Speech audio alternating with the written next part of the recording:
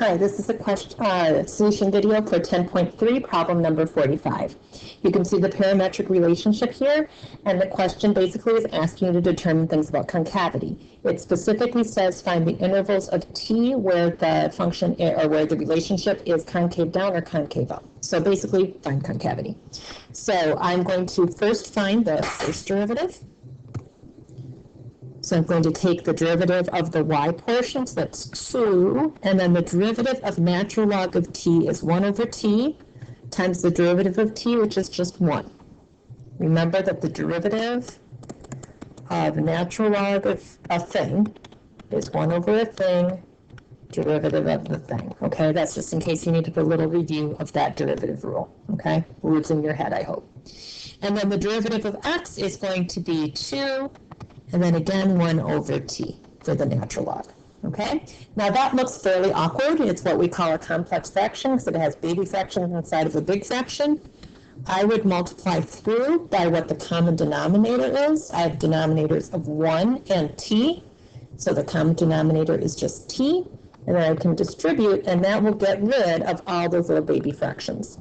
So I have 2t minus 1 on the top, and 2t plus 1 in the bottom. And I think that is personally a little smidge easier to deal with because we're going to have to take a derivative again in order to find our second derivative. So here I'm going to take the derivative of this on the top. Now that involves quotient rule. So I'm going to say bottom times derivative of top minus top times derivative of bottom over bottom squared. And then underneath all of that, I'm going to have dx dt. And dx dt we found in the previous question, I can borrow it from the denominator right up here, was this. Okay? Now that looks really disgusting. You know, let's not cut it too finely, but it is fairly disgusting. So I'm going to work a little bit on the top of here, and I'm going to say, well, all of this, I could factor out a 2, because there's a 2 here and here. And then if you look at the rest, I'd have 2t minus 2t, well, that seems promising, and I have plus 1 plus another 1. So, yeah, that looks pretty good. Okay, I was trying to decide there if I needed to write more. I think I do. Okay, I think it would be more clear to you. So I was just talking out loud. I was saying this part. Okay, this, and then distribute that minus sign, and you have that. Okay, so 2t, and that's gone. So that looks really great because I really have 2 times 2, which is 4. Okay, now downstairs, this looks kind of gross, but let's get a little common denominator action going here.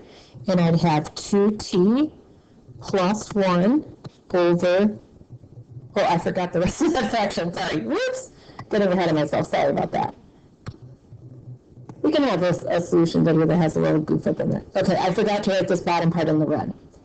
So we have 2t plus 1 quantity squared. Okay, then we have the black fraction line, sorry about that. And now I was doing this part. Okay, so 2t plus 1 all over t. Okay, so the 4 was from this portion. And then I had that over 2t plus 1 quantity squared, but if you look down here, I'm going to get another one because I'm going to multiply by the reciprocal, and then this t is going to come all the way up here.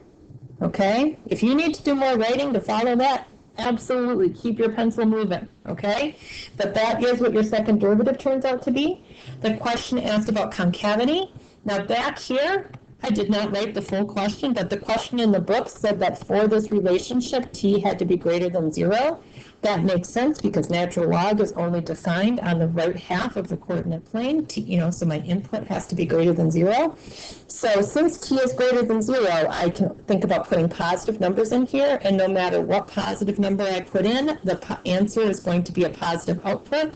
So that means that this is concave up the whole time. So I always get a positive second derivative value. Thanks.